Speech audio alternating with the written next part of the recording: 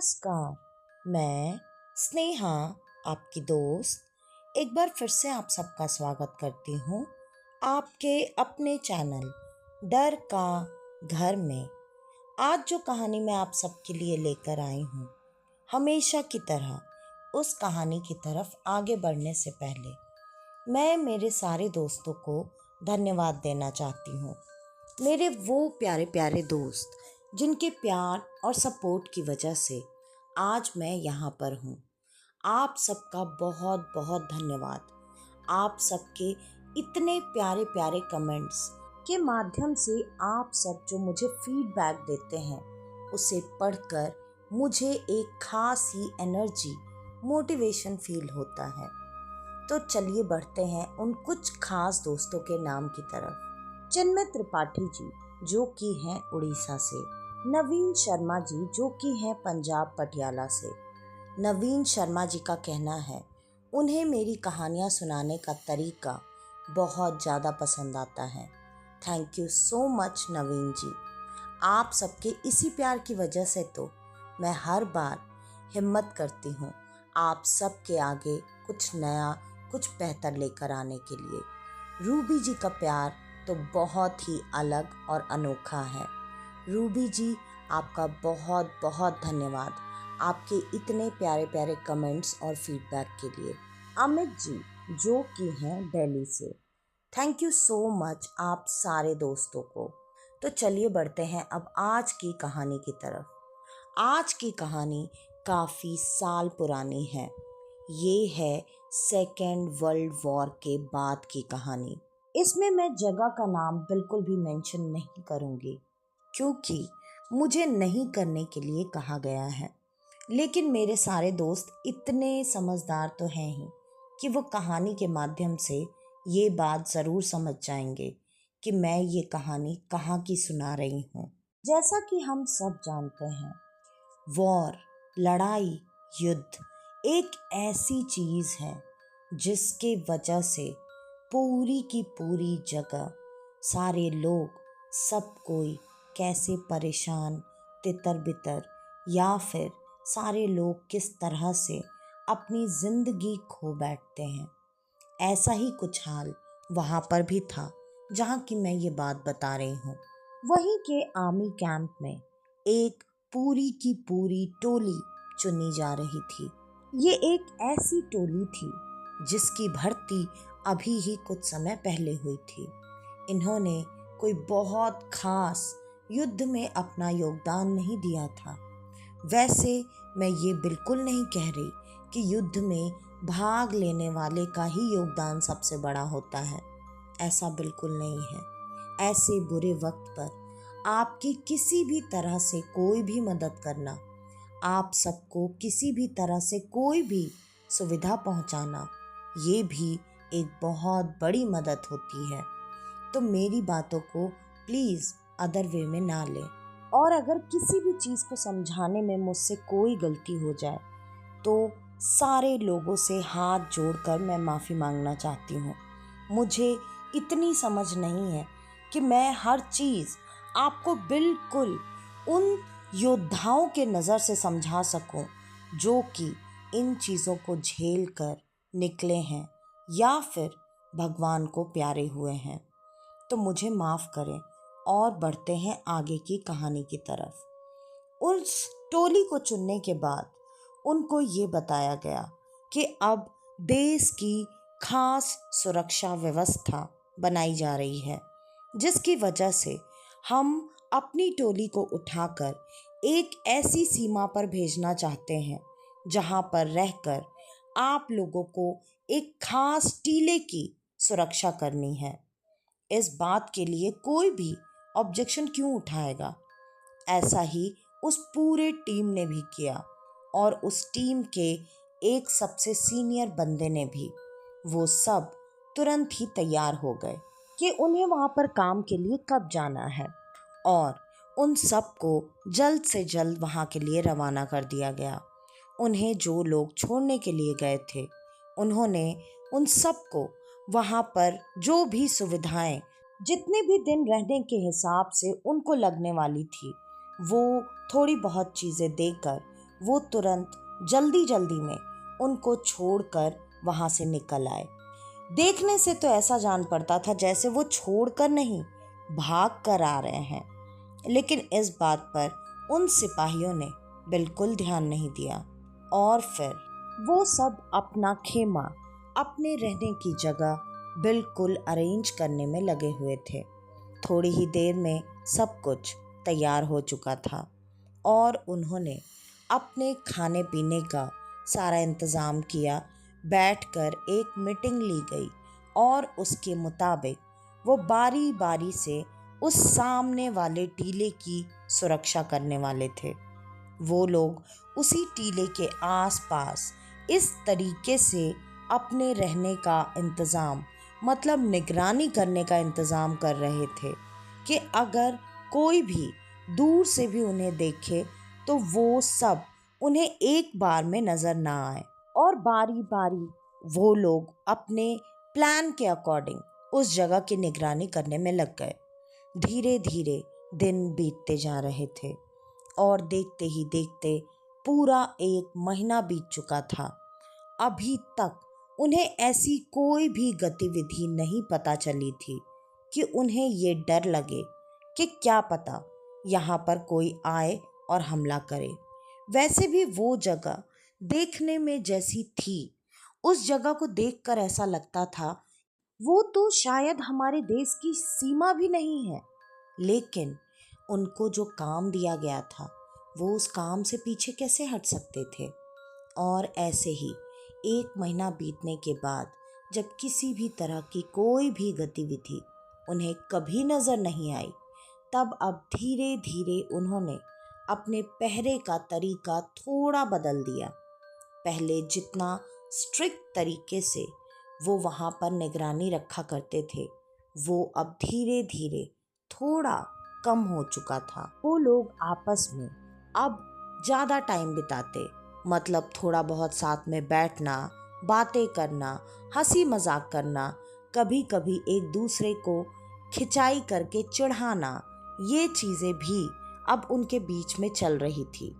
उनके सीनियर ये चीज़ें देखा करते थे, लेकिन इन चीज़ों को लेकर उन्होंने कभी कोई खास ऑब्जेक्शन नहीं उठाया, क्योंकि उनको भी पता था उनका जो काम है वो काम बहुत अच्छे से कर रहे हैं। ऐसे ही एक दिन कुछ सैनिकों के बीच में हंसी मजाक का दौर चल रहा था। वो दोनों किसी बात पर एक दूसरे के पीछे भागते हुए, मारने के इशारे करते हुए पीछा कर रहे थे और अचानक एक फौजी कुछ पैर में लगने की वजह से वहां ज़मीन पर गिर गया। लेकिन जब वो ज़मीन पर गिरा, उसे चोट तो काफ़ी ज़ोर से आई, लेकिन उसे इस बात का भी एहसास हुआ कि यहाँ पर वो ज़मीन नहीं जो कि बाकी जगह पर है। ऐसा क्यों, ये सोचते ही तुरंत वो उसी ज़मीन पर जहाँ वो गिरा हुआ था, फटाफट उसने अपने एक सैनिक को बोलकर कुछ खुदाई करने का सामान मंगाया और उसने भी देरी ना करते हुए भागकर वो सामान लाकर उसे दिया।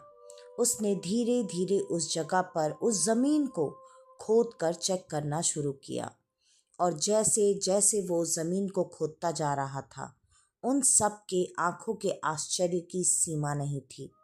वो जब खुदाई कर रहे थे तब उन्हें इतना समझ में आ गया कि यहाँ कोई खास चीज़ है, जिसकी वजह से वो सब मिलकर वहाँ पर खुदाई करने लगे।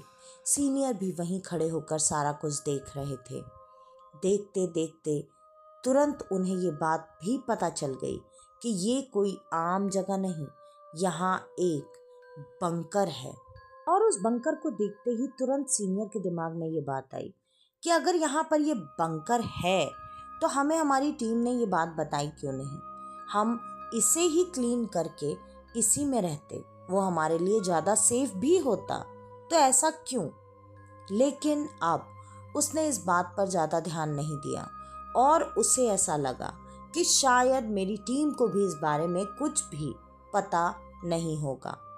मुश्किल से हफ्ते भर में उन्होंने धीरे धीरे खुदाई करके उस बंकर के अंदर जाने का रास्ता भी ढूंढ निकाला। अब उस टीले की रखवाली के साथ साथ उनके पास एक नया प्रोजेक्ट था। वो था इस बंकर को पूरी तरह से जांचना। अब वो टीम बनाकर टुकड़ियों में उस बंकर के अंदर घुसा करते। वो जितना एक्सप्लोर कर रहे थे, उन्हें उतना ज़्यादा मज़ा आ रहा था, क्योंकि वो बंकर अंदर से बहुत ही बड़ा, बहुत ही मजबूत और बहुत बहुत ज़्यादा हथियार और बाकी सारी सुविधाओं से लैस था। उन सबको, जिनका कि अब राशन खत्म होने वाला था, उन्हें अब इस बात की तसल्ली थी कि वहाँ जब कभी कभी थोड़े बहुत आंधी तूफान चला करते थे तो उनके कैंप्स कई बार उड़ जाया करते थे। अब वो परेशानी उनके साथ नहीं है और वो धीरे धीरे उस बंकर के अंदर जाते और बारी बारी उस बंकर की सफाई किया करते, क्योंकि बंकर इतने दिनों से दबा होने की वजह से शायद अंदर से थोड़ा गंदा हो चुका था, जिसको साफ सफाई करके ही उसके अंदर रुका जा सकता था। वो जैसे जैसे उस जगह की सफाई करके अंदर और बढ़ते, उन्हें ऐसा लगता, क्या इसका कोई अंत है या नहीं। वो इस बात से कभी बहुत खुश भी होते और कभी अपना काम बढ़ जाने की वजह से थोड़ा परेशान भी होते। ऐसे ही देखते देखते 1 महीना और बीत चुका था। अब बंकर का बहुत सारा हिस्सा, बहुत सारी इक्विपमेंट्स उनको मिल चुकी थी, तो सीनियर ने अब और अंदर जाकर चीज़ें देखने और ढूंढने के लिए मना कर दिया। उसने कहा, हम धीरे धीरे वक्त मिलने पर यह काम कर लेंगे, लेकिन अब हम इसमें रहना शुरू कर सकते हैं। पूरे बंकर में सबसे स्ट्रॉन्ग और सबसे मजबूत, सबसे सेफ जगह उसका एक कमरा होता है। वो होता है स्ट्रॉन्ग रूम। ये पहले के बंकर्स में खास करके बनाया जाता था और इसको खोलने का तरीका भी बहुत खास हुआ करता था। लेकिन वहाँ पर जो स्ट्रॉन्ग रूम मिला, उसे खोलने का तरीका वहाँ किसी को नहीं पता था। तभी ये बात उन सारे सैनिकों में से एक ने आगे आकर कही, सर, मैं ये खोलने का ट्राई तो कर सकता हूँ, क्योंकि मैंने मेरे दादाजी से कई बार इस बारे में बात सुनी है। जब सबको ये पता चला कि इस बंदे को ये खोलने का तरीका शायद पता है, तो हम कोशिश कर सकते हैं। और उस कमरे को खोलना उनके लिए ज़्यादा ज़रूरी इसलिए था क्योंकि वो बंकर का सबसे ज़्यादा सेफ रूम होता था। अब उसने जो तरीका बताया, उसने ये बताया कि दरवाजे के आसपास आपको चारों तरफ हाथ लगाना है, ढूंढना है। एक पतली तार या पिन जैसी कोई चीज़ आपको नुकीली समझ में आएगी, उसको आपको खोलना है, मतलब खींचना है, ताकि वो बाहर आए। और जब वो थोड़ी दूर तक बाहर आ जाती है, तब ये दरवाज़ा अपने आप खुल जाता है। और ऐसा करने पर बारी बारी वो लोग सब उस दरवाजे को चेक करके वो तार, वो वायर ढूंढने की कोशिश लगातार कर रहे थे। अब उनका खाना ऑलमोस्ट खत्म हो चुका था, लेकिन उनके लिए ये कोई बहुत ज़्यादा मुश्किल सिचुएशन नहीं थी, क्योंकि आप जानते हैं, खास करके सैनिकों को इस तरीके से ट्रेनिंग दी जाती है कि ऐसे सिचुएशन में भी आपको कैसे रहना है और कैसे सरवाइव करना है। ये बात इनमें भी थी। उन्होंने अब शिकार करना शुरू कर दिया और उन्होंने वहाँ पर शिकार करके उसे पकाकर खाना शुरू कर दिया और इससे उनका काम काफ़ी आसान हो चुका था, क्योंकि उस वक्त पर उस बंकर में उस स्ट्रॉन्ग रूम को खोलने की कोशिश जारी थी, जिसके वजह से उन्होंने वहीं पर बैठकर खाना खाना, रहना, ये कुछ कुछ चीज़ें शुरू की थी। आखिरकार आज लगभग 15 दिन के बाद उन्हें वो वायर मिला और उन्होंने उसे खींचकर जैसे तैसे, जिसमें काफ़ी मेहनत करनी पड़ी, बहुत हिम्मत चाहिए थी, और उन्होंने उसे खोल दिया। वो दरवाज़ा फिर अपने आप चरमराहट की आवाज़ से खुल गया। उस दरवाजे के खुलते ही उन्होंने वहाँ पर बहुत सारे स्केलेटन्स मतलब कंकालों के ढेर को देखा। उसको देखकर साफ साफ पता चल रहा था कि ये नहीं करते भी कम से कम 500 लोगों के कंकाल हैं। वो कमरा अंदर से बहुत बड़ा था और जब उन्होंने वहां पर देखा, वो कंकाल अपने अपने हथियारों के साथ उसी कमरे में बंद थे। उन्हें ये बात थोड़ी अजीब लगी, क्योंकि इस कमरे में अगर इन्हें बंद किया गया मतलब ये हमारे दुश्मन सिपाही थे। शायद इस वजह से इन्हें कोई सज़ा देने के लिए शायद इसमें बंद किया गया हो। लेकिन तभी उनमें से एक ने कहा, नहीं सर, ये हमारे ही सैनिक हैं। तब उसके सीनियर ने उसकी तरफ देखा। उसने हाथ से इशारा करते हुए वर्दी के कुछ टुकड़े जो वहां पर पड़े थे उनको दिखाते हुए कहा, सर, ये तो हमारी ही वर्दी है। अब उसे देखकर सीनियर भी ये बात समझ चुके थे कि हाँ, सच में ये हमारे ही सैनिक हैं। अब उन सैनिकों को उन्होंने वहाँ पर फिलहाल तो वैसे ही रहने दिया, लेकिन उन्होंने ये कहा कि हम इस कमरे की भी पूरी सफाई करेंगे, लेकिन 2 दिन बाद। और उन्होंने ऐसा ही किया। उन्होंने 2 दिन बाद उस कमरे की सफाई शुरू की। उन्होंने ये सोचा कि ये हमारे ही सैनिक हैं, तो हम इन्हें यहाँ पर इस हालत में क्यों छोड़ें? क्यों ना हम इनका अंतिम संस्कार कर दें। और उनका तरीका था ज़मीन में दफनाकर ये संस्कार करना, और उन्होंने यही किया। उन्होंने दिन के वक्त पर उन सारी हड्डियों को, उनके साथ उनके शस्त्रों को उठाकर ज़मीन में दफनाना शुरू किया और फिर उन्होंने उस कमरे की सफाई जारी रखी। उस कमरे की सफाई जारी रखने के बाद उन्होंने जब बाकी के हिस्से में सफाई शुरू की, तब उन्हें जो चीज़ मिली वो देखकर उन सबके होश उड़ चुके थे। उन्होंने देखा वहाँ पर सोने के ईंटें, उनका पूरा का पूरा पहाड़ जैसा बना हुआ था। वो कुछ नहीं भी तो कम से कम 5 से 10 हज़ार सोने की बड़ी बड़ी ईंटें थीं, जिनका वजन एक ईंट का कम से कम 1 केजी था।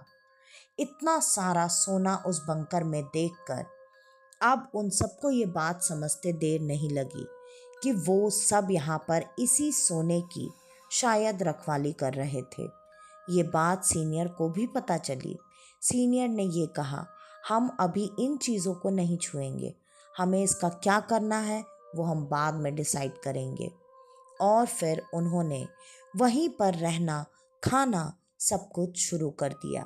उन्होंने बारी बारी उस कमरे की भी निगरानी रखना शुरू कर दिया और उन्होंने इसके लिए लोग तय किए कि आज ये लोग यहाँ पर रहेंगे, ये यहाँ पर देख रेख करेंगे, और अगले दिन कोई और, जैसे वो पहले टीले की भी रखवाली किया करते थे। अब जो सिपाही वहाँ पर 4 सिपाही वहाँ रखवाली के लिए थे, उन्हें उनका खाना वहीं ला कर दिया गया और उन्होंने खाना भी उसी कमरे में बैठकर खाया। उनको हमेशा की तरह खाने में मांस दिया गया था। वो वहाँ पर वो खाना खा रहे थे। खाना खाने के दौरान काफ़ी सारा मांस और कुछ हड्डियाँ वहाँ पर गिरी, वो वहीं रह गईं और इस पर उनका ध्यान भी नहीं गया। और ऐसे ही करते करते मुश्किल से 4 दिन और बीत चुके थे। अब सीनियर को इस बात की चिंता हो रही थी, क्योंकि उन्हें ऐसा लग रहा था कि मेरे सिपाहियों में इस सोने का लालच आ चुका है, तो कहीं ऐसा ना हो कि कुछ लोग मिलकर इस सोने को यहाँ से चुराने की कोशिश करें। लेकिन मैं क्या करूं? मुझे क्या करना चाहिए? इस पर सीनियर ने अपना दिमाग चलाने का सोचा। उसने सोचा, मैं इस सोने को यहाँ से हटवा देता हूँ और उसे किसी ऐसे कमरे में बंद करता हूँ जिसमें मैं ताला लगा सकूँ। बाद में जब मैं मेरे सीनियर से मिल लूँगा, बात कर लूँगा, तब मैं देखूँगा कि इस सोने का करना क्या है। और उसने ऐसा ही किया। उसने अपने सैनिकों को बोलकर एक चुने हुए कमरे में उन ईंटों को पहुंचाने की बात की। लेकिन आज वो काफी थके हुए थे, जिसकी वजह से उन्होंने इस काम को कल करने के लिए कहा। सीनियर ने भी मना नहीं किया और वो जो कि आज 4 लोग उस स्ट्रॉन्ग रूम में उस सोने की पहरेदारी कर रहे थे, वो 4 लोग आज उस सोने को लेकर सच में अपनी मंशा जाहिर कर रहे थे। उन्होंने कहा, क्यों ना हम इन सोने में से कुछ ईंटें लेकर अपने घर चले जाएं, हमारी जिंदगी पूरी तरह से बदल जाएगी। और इस बात पर वो चारों लोग तैयार भी हो चुके थे। तभी वहां अजीब अजीब सी आवाजें आने लगीं और उन आवाजों को सुनकर तुरंत उनका ध्यान ईंटों की तरफ से हटकर उन आवाजों पर चला गया। उन्होंने उन आवाजों का पीछा करने की कोशिश की, लेकिन उन्हें वहां पर अभी कुछ भी नहीं मिला था। वो वापस अपने उसी कमरे में आकर सोने की पहरेदारी कर रहे थे। अब उनके मन में लालच आ चुका था। उन्होंने ये बात तय कर ली थी कि वो अब ये सोना सच में चुराएंगे, लेकिन वो आज रात ही सोना चुरा कर यहाँ से नहीं निकल सकते थे। इसलिए उन्होंने ये प्लान किया कि वो इस सोने को अगले हफ्ते की अपनी ड्यूटी आने से पहले चुरा कर यहाँ से भाग जाएंगे। और ये बात वो जैसे जैसे कर रहे थे, वैसे वैसे वहाँ उस पूरे के पूरे बंकर में लग रहा था जैसे हलचल शुरू हो चुकी है। अचानक से ऐसा लग रहा था जैसे बहुत सारे आर्मी के जवान एक साथ परेड में अपने पैरों को लगातार हथियारों के साथ पटक रहे हों। ये आवाज़ अब बाहर के लोगों तक भी, मतलब सीनियर और बाकी के जवानों तक भी पहुंच रही थी। वो ये आवाज़ सुनकर तुरंत उस बंकर के अंदर आए और उन्होंने कहा, ये कैसी आवाज़ है? तुम लोग क्या कर रहे हो? इस पर उन चारों ने डरते हुए कहा, सर हमने कुछ नहीं किया, हमें भी ये अजीब सी आवाज़ आ रही है। हमने अपना खाना ख़त्म किया, हम तो बस निगरानी करते हुए बारी बारी दोनों सोने की कोशिश कर रहे थे। लेकिन सीनियर इस बात को लेकर बिल्कुल भी असहमत था। उसने कहा, ऐसा कैसे हो सकता है? आज तक तो ऐसा नहीं हुआ। और ऐसी आवाज़ इतनी साफ साफ सुनाई देने वाली, कहीं कोई दुश्मन तो नहीं आ रहा है? अब इस बात से सिपाहियों में एक तुरंत ही सतर्कता जाग गई। वो सतर्क होकर वहां पर एक चक्कर लगाकर आए, लेकिन कहीं भी दूर दूर तक कुछ भी पता नहीं चला, क्योंकि वहां कोई था ही नहीं। अब इस बात को लेकर उन्होंने, मतलब सीनियर ऑफिसर ने तुरंत कहा, ठीक है, मैं एक काम करता हूँ, मैं आज रात यहाँ पर तुम्हारे साथ इसी स्ट्रॉन्ग रूम में रहूँगा।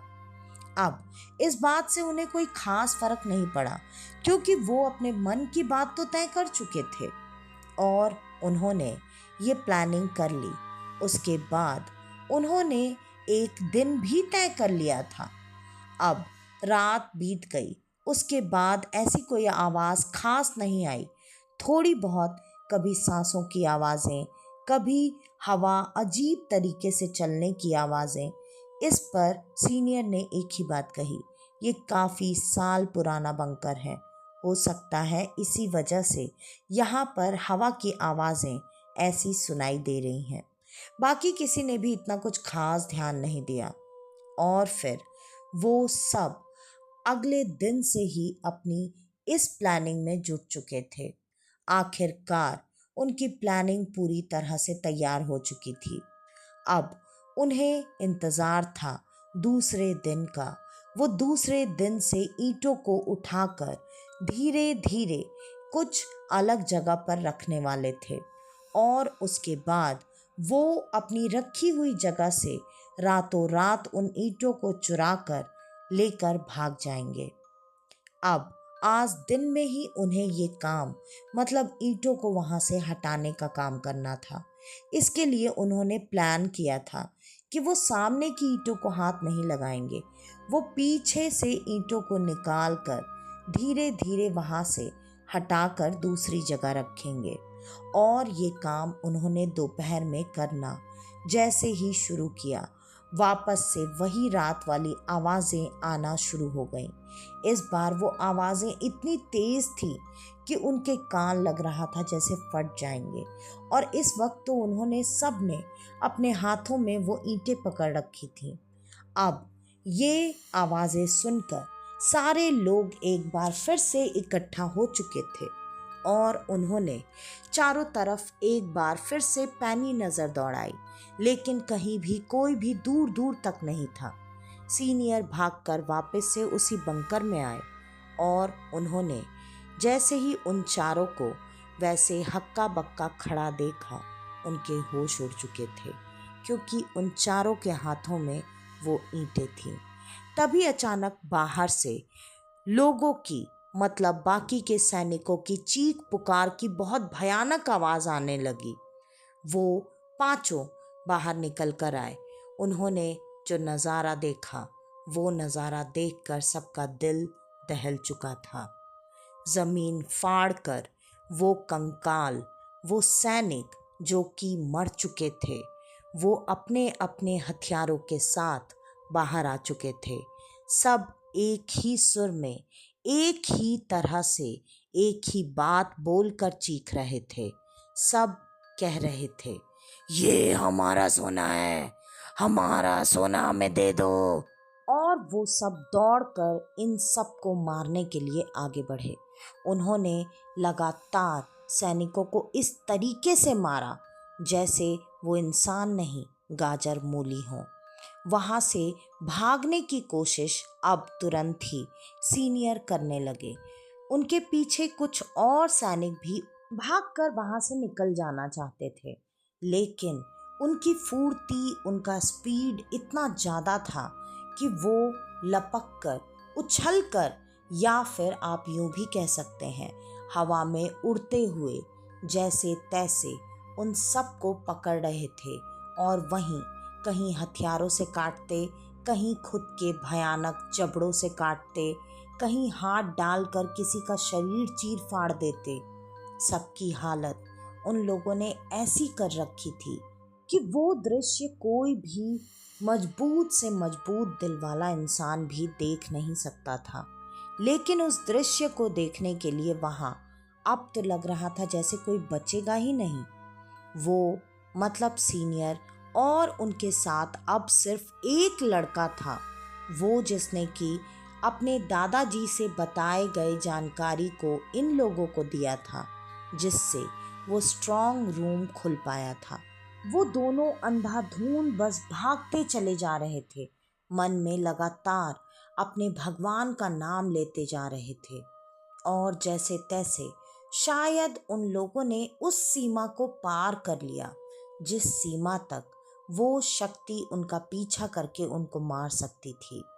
वो दोनों ज़मीन पर बहुत देर तक तड़पते हुए पड़े हुए थे।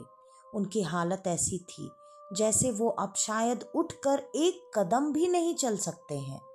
लेकिन जैसे तैसे दोनों ने थोड़ी देर बाद खुद को संभाला, वापस से अपनी हिम्मत को जुटाया और आगे बढ़कर फिर अपने कैंप की तरफ चल पड़े। और वो जिस हालत में वहाँ पर पहुँचे, तुरंत ही वहाँ के सीनियर्स जिन्होंने उन लोगों को वहाँ पर भेजा था, वो उससे मिलने के लिए आए। उन्होंने बातें बताने से पहले कहा भी कि हम जो बताने वाले हैं, हमें नहीं पता आप उन बातों पर भरोसा करेंगे या नहीं, लेकिन हमारे साथ ये सच में हुआ है। और उन्होंने एक ही सांस में सारी बातें बता दी। ये बात सुनकर उस सीनियर ने कोई भी रिएक्शन नहीं दिया, ये कि उसने ये बात मान ली या फिर ये कि उसने ये बात नहीं मानी। और उसने उन दोनों के रहने का इंतज़ाम वहीं कैंप में करवाया। पहले उन दोनों को जो चोटें लगी थीं, वो जैसी हालत में थे, उन्हें मेडिकल ट्रीटमेंट के लिए भेजा और ये कहा कि तुम दोनों अपना इलाज करवाओ, 2 दिन के बाद मेरे सीनियर ऑफिसर तुम लोग से मिलने आएंगे। और इतना कहकर वो वहाँ से चले गए। 2 दिनों तक वो दोनों अस्पताल में ही पड़े थे। उनका इलाज चल रहा था। और 2 दिन के बाद, जैसा कि उस सीनियर ऑफिसर ने कहा था, उनके सीनियर ऑफिसर वहाँ आ चुके थे। और उनके आते ही इन दोनों को तुरंत एक कमरे में लाकर बिठाया गया। वहाँ पर एक रौबदार पर्सनालिटी का आदमी पहले से बैठा हुआ था, जो कि लगातार सिगरेट पिए जा रहा था। और वो अपनी सिगरेट को बुझाते हुए तुरंत कहने लगा, मुझे तुमसे सिर्फ एक ही बात जाननी है। तुम मुझे ये बताओ कि वो सोना छूने पर तुम लोगों पर हमला करने लगे या फिर सोना छूने से पहले ही। और मुझे ये भी जानना है कि वो दिन के वक्त किसी भी वक्त हमला करते थे या फिर रात में हमला करते थे, या कोई उसके अलावा खास कोई समय था जिस समय पर वो हमला किया करते थे। मुझे सिर्फ इसी बारे में जानकारी चाहिए। अब इन दोनों में से जो सीनियर ऑफिसर था, वो दोनों एक दूसरे का चेहरा देखने लगे। उन्हें बातें समझते देर नहीं लगी, लेकिन ये जितने सीनियर ऑफिसर थे, इनके सामने कोई बात अलग तरीके से बोलना, झूठ बोलना, छुपाना, ये संभव नहीं था।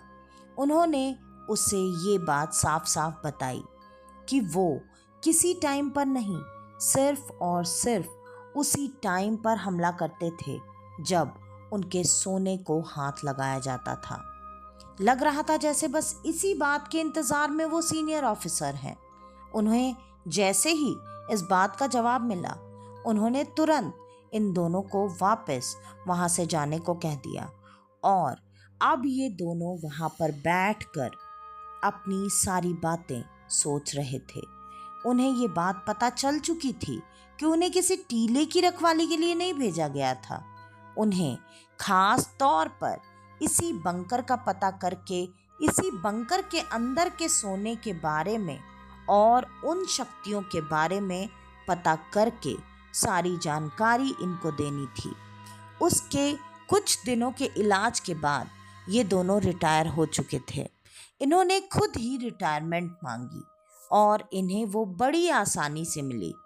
नॉर्मल जो पैसे दिए जाते थे, उससे 5-10 गुना ज़्यादा पैसे इन दोनों को दिए गए, लेकिन एक शर्त पर कि तुम अब जहाँ रहते हो उस जगह को छोड़कर नई जगह, नई आइडेंटिटी के साथ रहोगे और ज़िंदगी में दोबारा कभी भी इस हादसे का जिक्र किसी के साथ कभी नहीं करोगे।